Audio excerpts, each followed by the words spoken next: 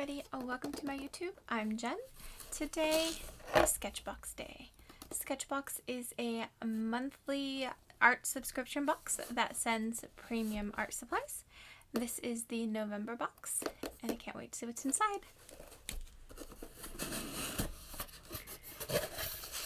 First up is the Sketchbox tissue paper.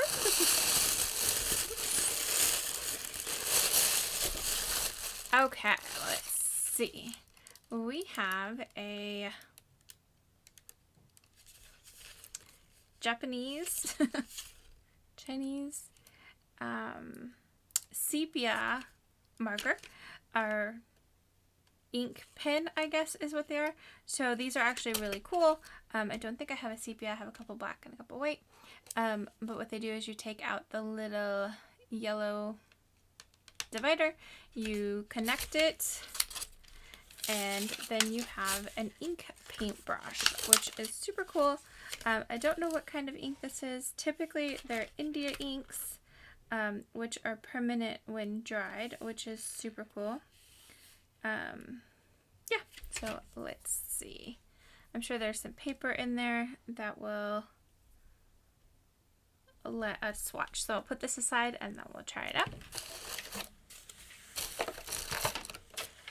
This is the art card by the I can't talk today. By the featured artist Tara D. Hart, a Seattle-based designer, illustrator, and character artist. She started drawing characters professionally at Disney World in 2010 and continues to moonlight as a character artist in the Seattle area.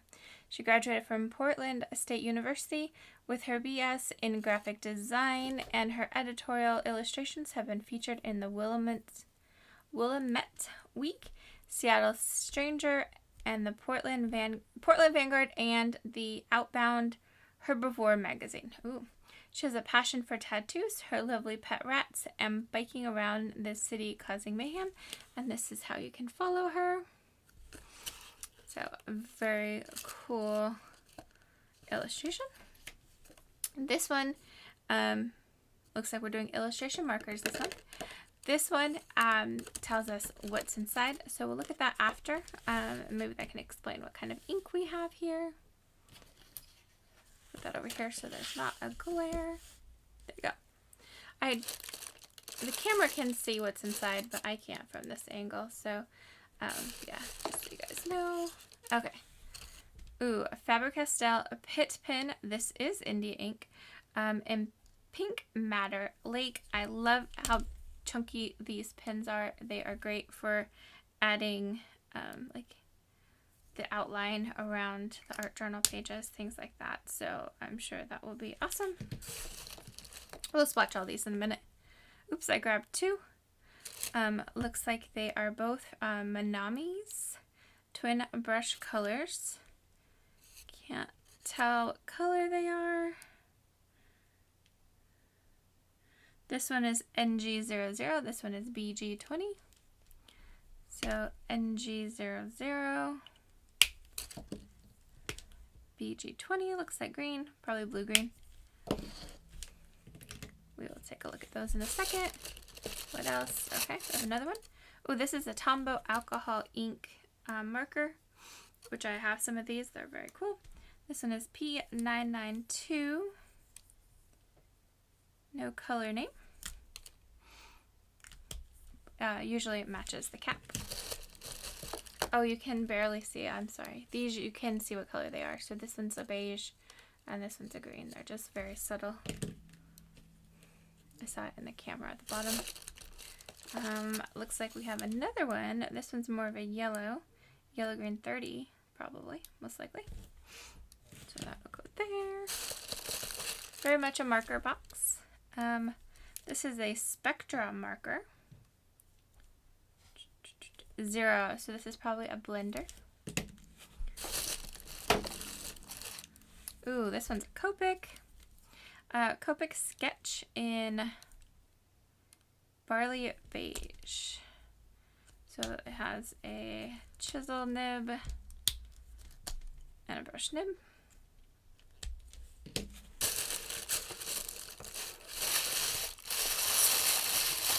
And looks like we have some paper.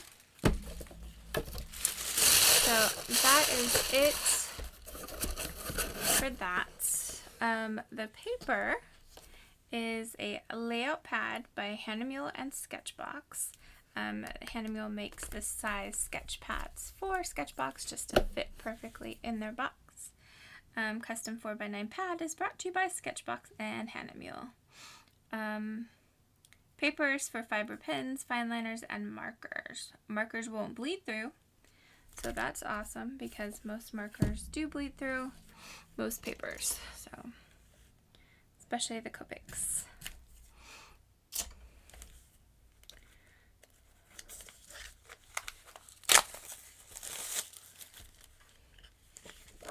So very smooth. It actually seems pretty thin. So I don't know about it not bleeding through. Let's read it again. Special paper for fiber pens, fine liners, and markers. Markers won't bleed through. And then it's in different language. So let's see what happens. And then let's look at the card real quick before we get to swatching. Color twin brush, blue, gray, and gray. Blue, green, and gray. Okay, I see that. These double-ended brush pens are easy to control and great for hand lettering, illustrating, and coloring. These markers blend easily with water and they utilize a water base. So these are water-based. They are $5.50 each, and we have 3 of them. I didn't even see this come out, but it is a marker sticker. It's kind of cute. The Kuretake Zig. I should have known what this was.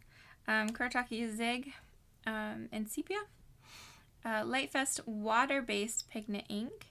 The brush pen is great for illustration. Try using this pen in combination with the walnut ink from July's box. July's box. Wow, that was a while ago.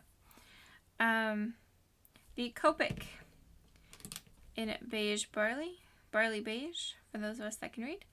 Oh, the Kuretake is $11.80. Copic is $7.99. Industry standard, professional grade art supply. Alcohol based, dries quickly, and great for building values. The Tombow in sand. It's also alcohol based. Great for lettering, illustration, and especially great for graphic markers. Graphic marks, $5.99. The Spectra Blender pen, an alcohol-based blender that helps to smooth out color transitions and gradients. It doesn't say specifically for alcohol markers, even though it is alcohol-based blender. So the thing is, with this box, so far only these 2 have been alcohol. So that puts, this works for these 2, but does it work for those? Water would probably work for those, but will this? Alright, anyways. Faber Castell Pit Pen. It says, this pink matter brush-like pen features a thick barrel which helps fight against hand fatigue and offers more alcohol-based ink in the barrel. Okay, so this is alcohol-based. I thought all Faber Castell Pit Pens were India ink, but who knows? Yeah, it does say India ink. Waterproof, so apparently India ink is alcohol based, so you learn something new every day, which is great because I love India ink. And then that is $6, and then this pad by itself, 30 sheets, retails for $15. And let's get to swatching. So first up, this Kuretake Zig brush. You take off the top. It doesn't leak. You take this little thingy out, and then you put the top back on, and it's going to puncture that hole, and it will start the flow of the ink. And then you just squeeze a little bit, and you let the ink flow. Give it a second and let gravity do its thing. See how it's coming down the brushes?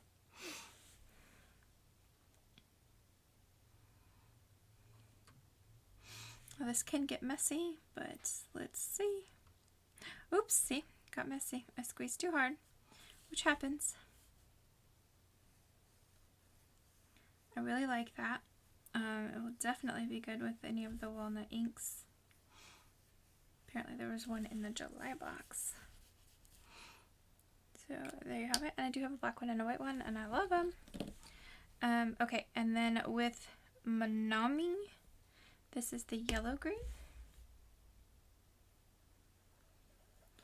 Okay, so the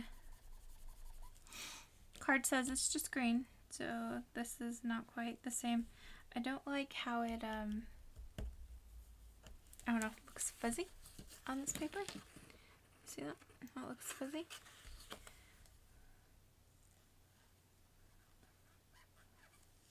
I don't think this paper likes it at all. Unless you can actually do a steady, yeah, if you go over it at all, it gets that gradient. So there's that. Next is probably the gray, neutral gray.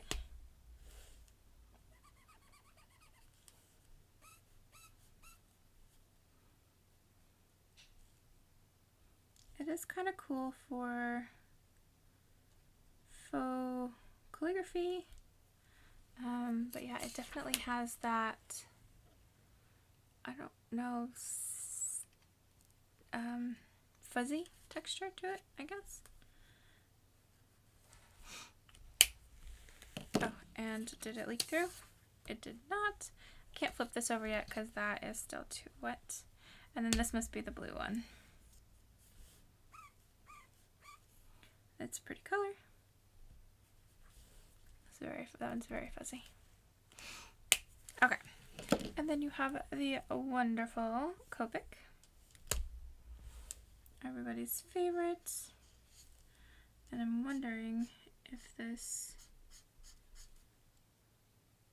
yeah, see the difference? This one's a lot smoother. So it's not the, there's just a little bit in there. It's not necessarily the paper though, it might be the marker. Or the type of marker, because it's water versus alcohol. Here's the blender.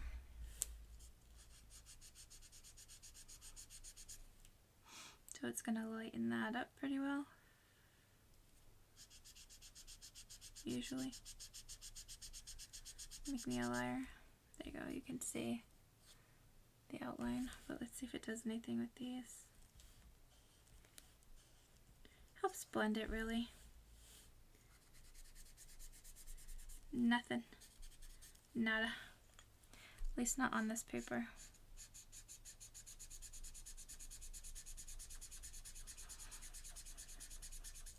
It's kind of pushing the color through, I believe, is what it does. Still didn't leak, so that's pretty good paper. Here's the Tombow.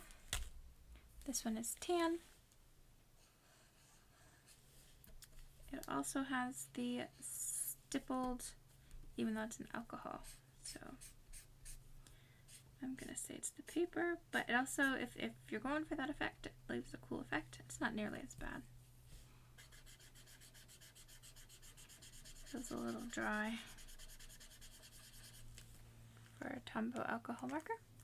And then last but not least is the wonderful Pit Pen. That is so bright compared to all the other subtle colors.